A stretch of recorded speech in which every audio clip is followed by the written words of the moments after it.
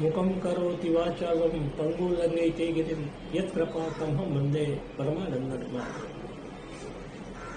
એક ગરીબ કુટુંબ, એક દીકરી 4 વર્ષથી થઈ અને પપ્પા ગુજરી ગયા. 4 ધોરણથી વધારે અભ્યાસ કરી શકી નથી. અત્યંત ગરીબ કુટુંબ મમ્મીને મદદ કરવા માટે ગામમાં પાણી ભરે. 1 બેડાના 1 રૂપિયો, દિવસના 5 બેડા પાણી ભરે અને 5 રૂપિયા કમાઈને એની મમ્મીને આપે. જ્યારે એના લગ્ન લેવાયા ત્યારે એ લોકોમાં રિવાજ કે પૈઠણમાં શું આપવું, એટલે એની પાસે જે આર્ટ હતી ભરત ગૂંથણની, એમાં એને થેલીઓ બનાવી અને એમ લાગ્યું કે ભાઈ આપણે આપણી શક્તિ પ્રમાણે જે આપણે આપી શકીએ છીએ. એ બહારથી આવેલા મહેમાનો, અમુક ફોરેનથી બી આવેલા, એ બધાને આ થેલી એમને ભેટ આપી. એ લોકો જ્યારે ફોરેનમાં ગયા ત્યારે ફોરેનમાં લોકોને બહુ આશ્ચર્ય થયું કે ઇટ્સ અ વેરી ફાઇન, બહુ ક્યુટ છે. તો એ ઇન્કવાયરી કરી કે ક્યાં મળે, કેટલામાં મળે. તો એ લોકોએ પણ આને રજૂઆત કરી કે ભાઈ આ વસ્તુની ડિમાન્ડ છે. તો એને આ પ્રવૃત્તિ ચાલુ કરી. આજે એમના ત્યાં એ બાઈની પાસે 80 વર્કર્સ કામ કરે છે અને HDFC અને LICની એને બ્રાન્ડ એમ્બેસેડર બનાવી છે. ફોરેનમાં ઇન્વિટેશન મળે છે કે તમે આવો, અમારી બહેનોને કંઈક માર્ગદર્શન આપો. તમે વિચાર કરો, ગરીબ કુટુંબની છોકરી 4 ધોરણથી વધારે અભ્યાસ કરી શકી નથી. 4 વર્ષની હતી, એના પપ્પા ગુજરી ગયા. ગામમાં પાણી ભરીને કામ ગુજરાન ચલાવવા માટે એની મમ્મીને મદદ કરે છે અને આજે એ લાખો રૂપિયા કમાય છે અને નામ કમાય.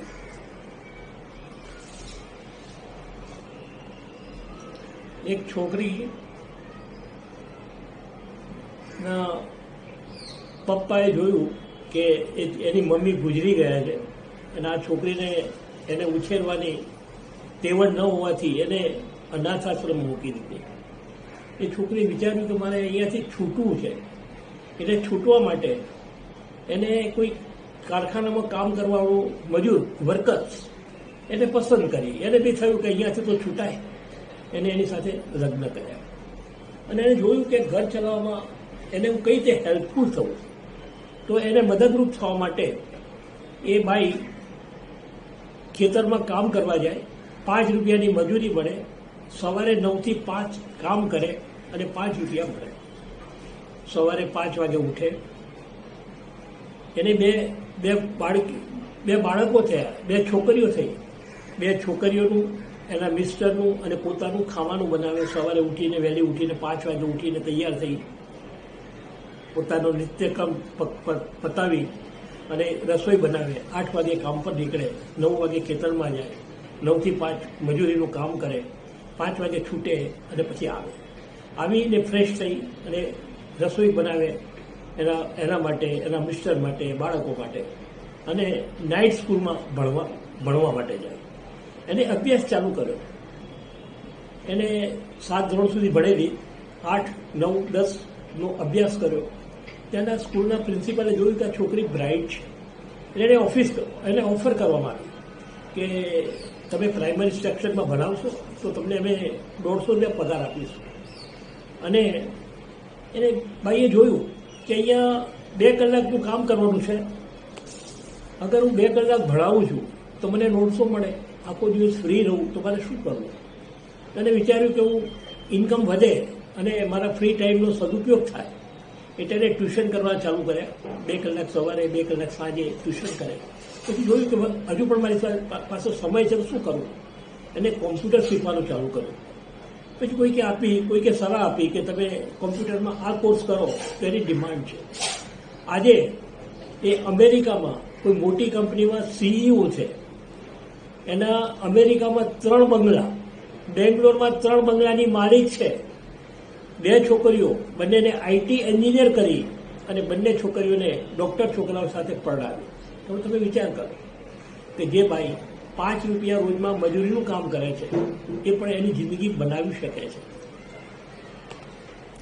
હવે કોઈ એમ વિચારે કે ભાઈ મારે તો ઉંમર થઈ, હવે હું શું કરી શકું? તો એક માણસ એટ ધ એજ ઓફ 50-55 હજામતનું કામ કરે, લોકોની હજામત કરે, એને વિચાર્યું કે ભાઈ મારે આવું કામ તો નથી જ કરવું, આખી જિંદગી મારે આ જ કરવાનું. એને અસ્ત્રો અને જે એનો સામાન હતો એને એક બાજુ મૂકી અને એક સ્લેટ પેન લઈ આવ્યો. એને કે ભણેલો નહોતો, ઘરે જઈને સ્લેટ પેન લઈ અને અભ્યાસ ચાલુ કર્યો. તો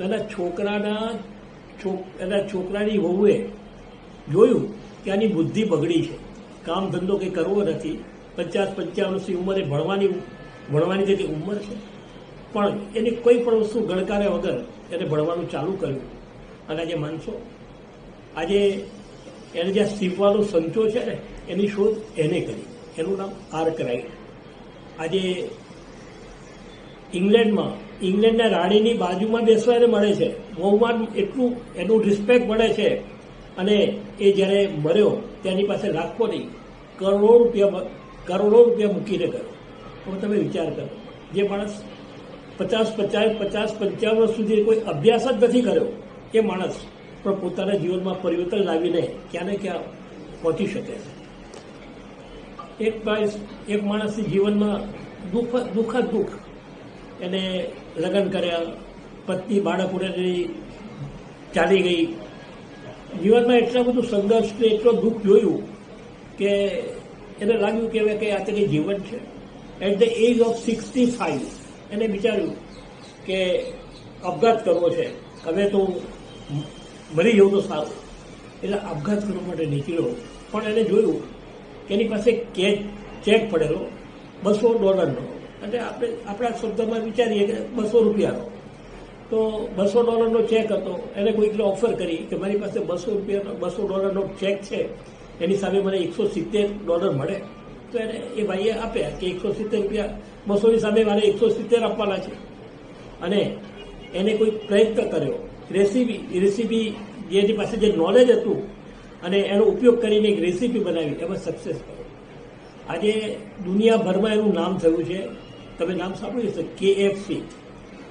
એને શરૂઆત કરેલી 65ની એજમાં, અને જ્યારે મળ્યો, એનું મરણ થયું 85માં, ત્યારે લાખોની કરોડો રૂપિયા મૂકીને ગયો અને ઓલ ઓવર વર્લ્ડમાં એનું નામ બનાવ્યું.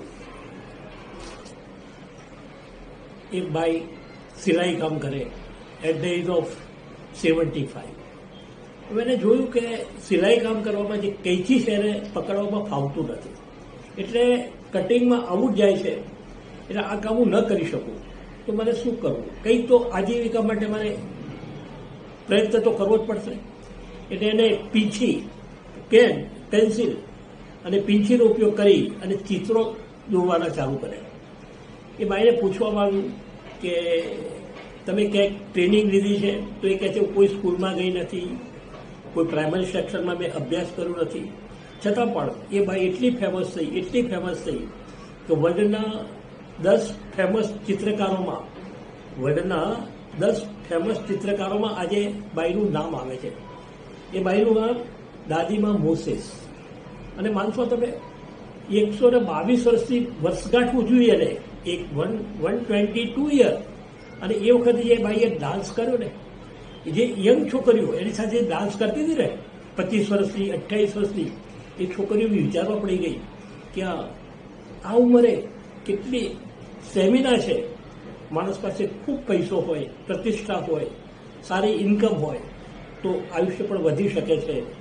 એ બાઈ પણ જ્યારે મરી ત્યારે લાખો રૂપિયા નહીં, કરોડો રૂપિયા મૂકીને ગઈ અને પોતાનું નામ રોશન કરીને ગઈ.